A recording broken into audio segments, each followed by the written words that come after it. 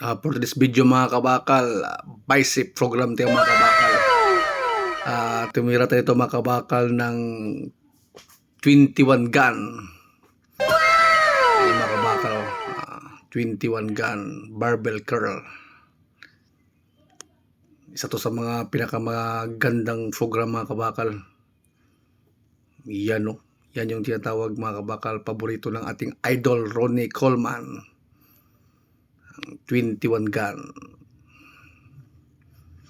30 kg lang ang tinira ko dyan mga kabakal. Putok agad dyan mga kabakal. Tapos sinundan dito mga kabakal ang arm curl. Ang ginawa ko dito mga kabakal, spaghetting pababa. Tumira ko yung una mga kabakal ng 20 pounds. 6 reps mga kabakal bawat program. Tapos yan 30. Tapos 40. Yan yung tinatawag nila mga kabakal ni spaghetting pababa. Anim-anim ni mga kabakal 4 set.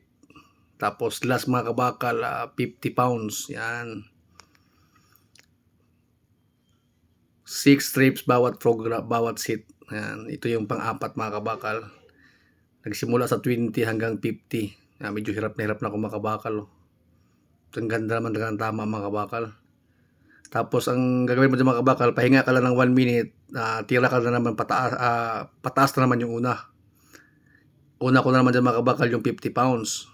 Ganun pa rin. 4 set, 6 rep bawat program. Yan. 40. Para putok talaga yung bicep mga kabakal. Tingnan yung mga kabakal, magang-maga yung bicep natin mga kabakal. Tapos 30 mga kabakal. Isa to sa mga paborito ng ating idol, G. Cutler.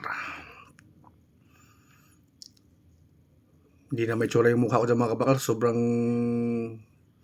kahit magaan lang mga kabakal, pero talagang ngalay. Yan yung last mga kabakal, 20 pounds.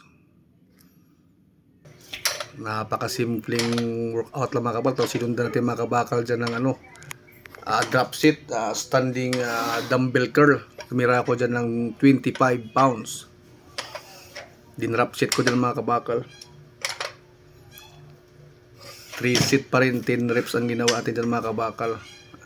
Alternate yan mga kabakal yan. Ganyan lang kasimple mga kabakal yung ating program sa bicep para putok mga kabakal. So yan sa paborito ng ating Arnold Schwarzenegger. Tapos drop set ito yung mga kabakal ng cable. Cable bicep. Ganyan lang kasimple yung ating program mga kabakal.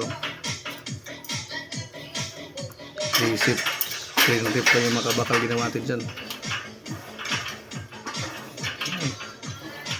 Simpleng-simple lang mga kabakal.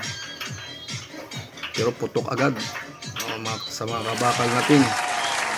Kung gusto nyo mga ganitong video, please like and follow. Thank you mga kabakal.